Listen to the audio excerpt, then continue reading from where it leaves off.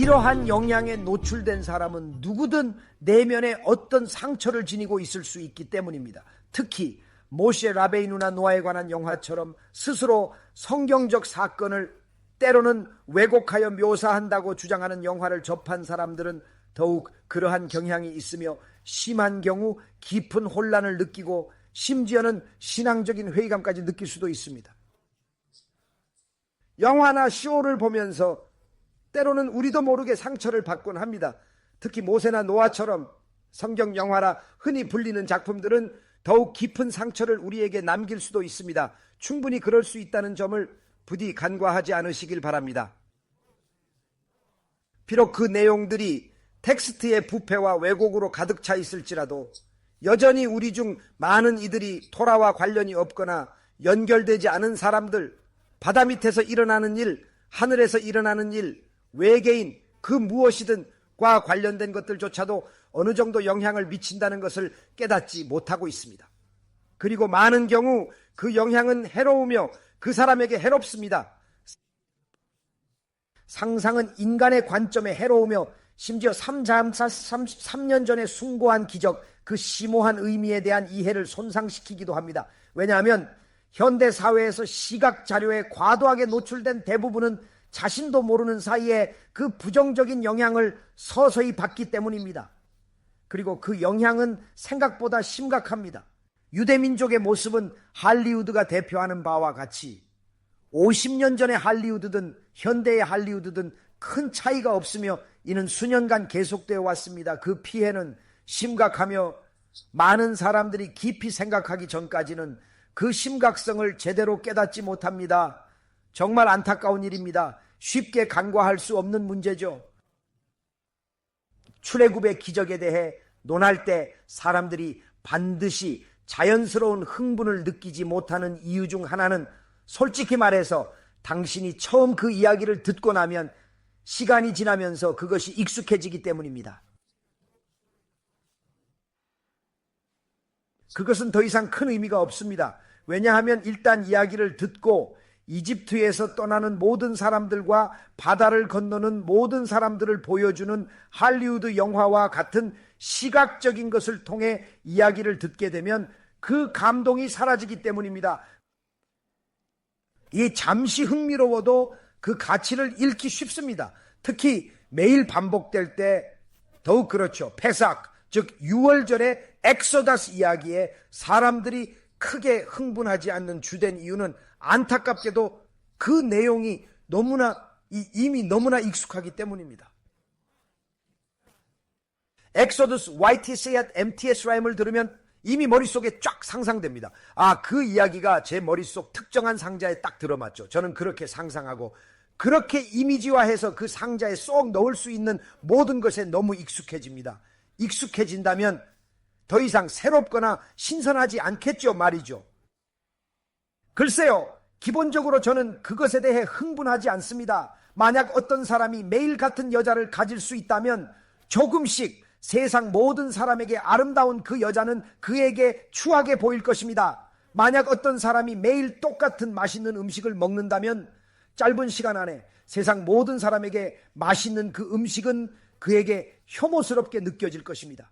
슐로모 하멜렉께서 말씀하시길 꿀처럼 맛있는 것도 아무리 달콤하더라도 지나치게 많이 먹으면 결국에는 토하게 된다는 것을 기억해야 합니다.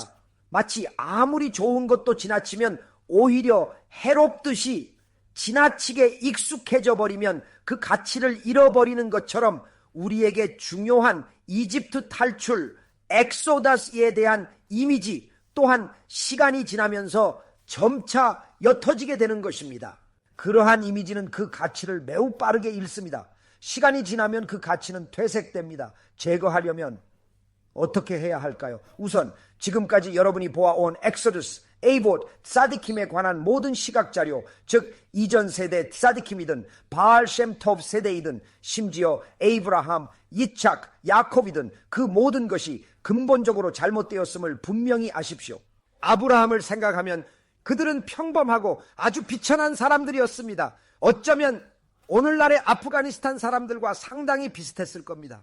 염소를 데리고 다니고 조금 더 부유하다면 암소를 가졌을 것이며 시장에 가서 물건을 사고 팔았을 겁니다. 정말 소박하고 평범한 모습이었겠죠. 아마 그들은 멜론이나 오이를 구할 겁니다.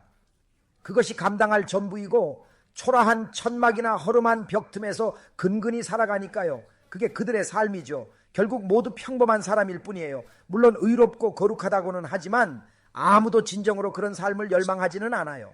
말할 필요도 없이 모두가 상처 입었고 모두가 그리 좋게 느끼지 못하며 모두가 얼굴에 피를 묻히고 상처와 흉터를 가지고 있습니다. 그러나 그 숫자가 그렇게 많지는 않습니다.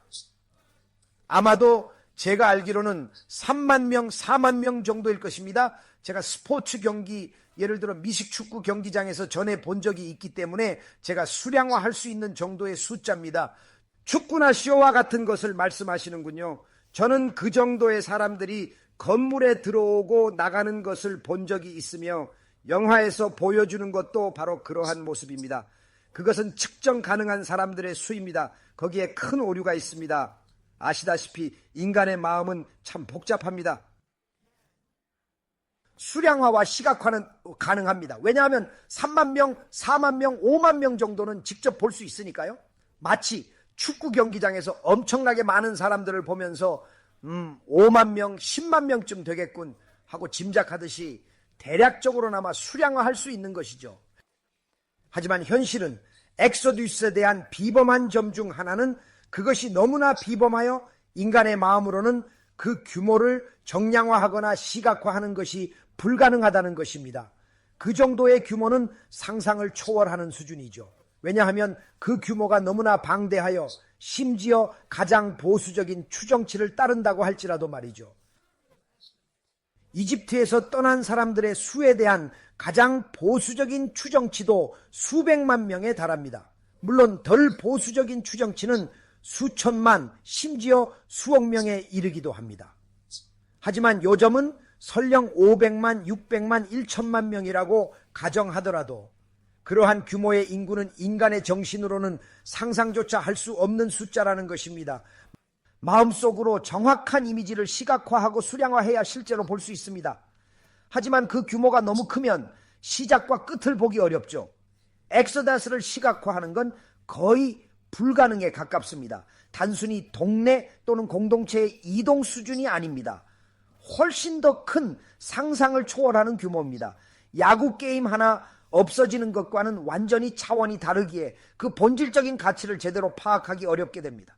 그러므로 저희 모두의 마음에 있는 그 상처, 영적인 흉터를 치유하는 유일한 방법은 토라를 깊이 탐구하고 토라에서 비롯되지 않은 모든 이미지는 잘못되었다는 것을 깨닫는 것임을 아는 것이 매우 중요합니다.